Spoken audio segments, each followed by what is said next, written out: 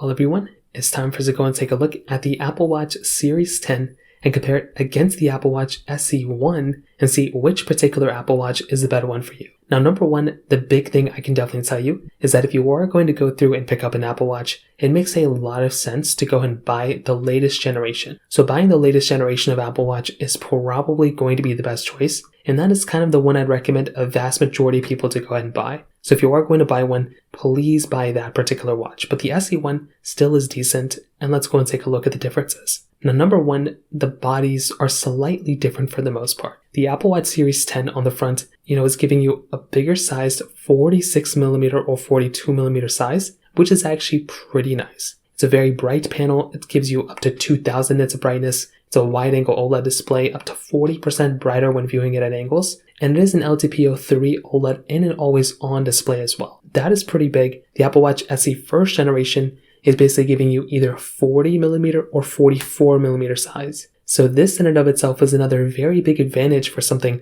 like the Apple Watch SE1. Just having a bigger size on the Apple Watch Series 10 is a very nice thing, but some people might prefer like a smaller sized watch, and you are getting that on the SE1, but keep in mind that panel is like half the brightness of the Apple Watch Series 10. So this in and of itself I think is a really, really big thing. They both share kind of similar type of styling. They both feel kind of the same. They're both giving you the same type of bands that you can kind of interchange. If you like the bigger sized band, you can change that out. And they both fit between both. There were more color selections for the Apple Watch Series 10 than the Apple Watch SE1, so that might be a big deal. But otherwise, I think both of them feel and look pretty good on the outside when it kind of comes down to it. Some internal differences, there's a lot of them. So for one, they both share sleep tracking, but the Apple Watch Series 10 does give you sleep apnea notifications, which is really big. The Apple Watch Series 10 has the ECG application built in. The SE1 doesn't have it. The Series 10 also has the Vitals application, which has the heart rate, respiratory rate, wrist temperature, and sleep duration inside of it. The Apple Watch SE1 doesn't have anything like that because it doesn't have any temperature sensing. So those things are pretty big. It's going to be a way more durable watch instead of the Apple Watch Series 10. There are a few advantages for the Apple Watch SE1.